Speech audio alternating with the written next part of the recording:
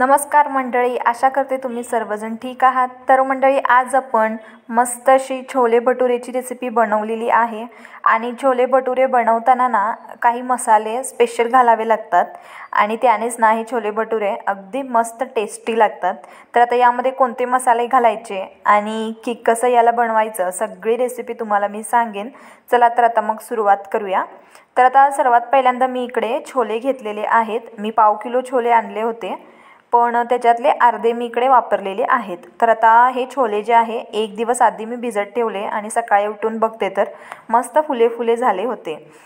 तर आता छोले ठेवूया साईडला आणि आता इकडे मी एक कॉटनचा कपडा घेतलेला आहे, त्यावरती मी 1 चमचा चहा पावडर घातली, 2 लसूण घातले चिरडून आणि 3 लवंग घातले आणि 5 ते 6 काळी मिरी घातले, 2 वेलदोडे घेतले आणि त्यानंतर मग 1 चमचा किंवा अर्धा चमचा इतका अजवाईन घातले आणि त्यानंतर एक दालचिनीचा तुकडा सुद्धा घातले आणि एक तेजपत्ता त्याला 2 करायचे तोडून आणि ते सुद्धा घालायचे। तर आता हा कापड जो आहे घट्ट बांधून घ्यायचा, कुठेही मसाले आपले सुटले नाही पाहिजेत। तर आता अशामुळे ना आपल्या छोल्यांमध्ये ना छान असा सुगंध सुद्धा येतो आणि मेन म्हणजे आपले छोले ना यानेच अगदी टेस्टी होतात आणि हाच खास मसाला आहे छोले टेस्टी होण्यासाठी। तर आता यामध्ये जे आपण चहा पावडर घातलेली आहे ना त्याने रंगसुद्धा छोल्यांना खूप छान येतो।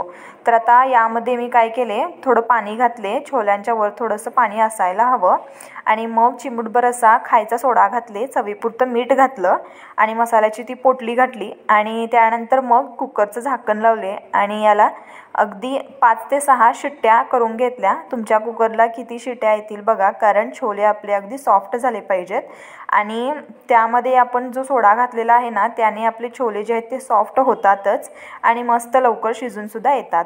तर आता काय करायचं, मिक्सरच्या भांड्यामध्ये 2 इंच आलं घ्यायचं, 5 ते 6 लसूण घ्यायचे, 2 हिरव्या मिरच्या घ्यायच्या, त्याची दरदरीत अशी पेस्ट करून घ्यायची आणि त्यानंतर मग 2 टमॅटो घ्यायचे आणि हे टमॅटो जे आहेत मस्त अशी टमॅटोची प्युरी करायची। तर आता मी इकडे टमॅटोची प्युरी करून घेते आणि त्यानंतर मग इथे आपल्याला भरपूर असा कांदा लागणार आहे, त्यासाठी मी एक मोठा कांदा घेतला आणि तो चौकोन चौकोन असा चिरून घेतला। तर आता कुकर जो आहे थंड झालेला आहे आणि ओपन करून बघते तर चहा पावडरचा रंग छान आला होता आणि मसाले आपले अगदी छान असे त्यामध्ये गेलेले आहेत, कारण जेव्हा शिट्ट्या होत होत्या ना तेव्हा सुगंध छान मसाल्यांचाच येत होता आणि छोलेसुद्धा अगदी परफेक्ट शिजलेले आहेत। जास्तसुद्धा शिजवू नका आणि कमीसुद्धा शिजवू नका।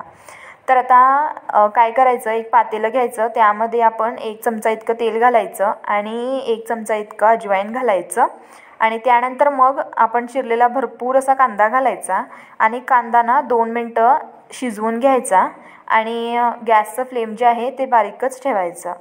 तर आता यामध्ये मी आलं, लसूण आणि मिरचीचं जे आपण दरदरीत वाटण तयार करून घेतलेलं होतं ते घातले आणि ते घातल्यानंतर परत आपण 1 मिनटं याला चांगलं परतून घेऊयात आणि त्यानंतर मग सुके मसाले घालायला सुरुवात करूयात।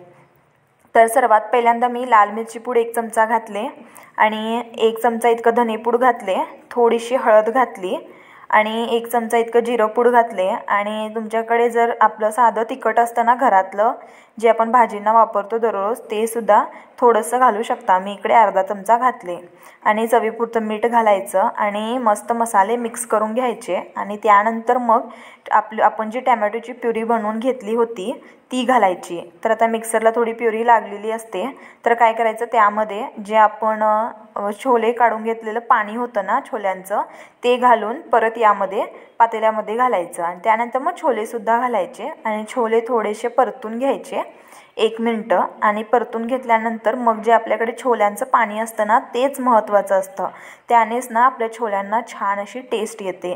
तर हे पाणी जे आहे सगळ्यात महत्त्वाचं आहे आणि नक्की यामध्ये अशा प्रकारे वापर करा। तर आता ते पाणीसुद्धा मी घातले आणि त्याला थोडंसं शिजवत ठेवले अगदी 4 ते 5 मिनटं आणि तोपर्यंत तडका तयार करून घेतला। तडक्यासाठी मी 1 चमचा इतकं तूप घातले, 1 ते 2 चमचे, त्यानंतर छोले मसाला 1 चमचा घातले आणि त्यानंतर मग हिरव्या मिरच्या 2 घातले चिरून त्याला आणि त्यानंतर कसुरी मेथी घातले 1 चमचा, 1 चमचा किंवा अर्धा चमचा लाल मिरची पूड घातले आणि मग त्यानंतर ते चांगलं मिक्स करून घेतलं आणि आपला तडका तयार झाला।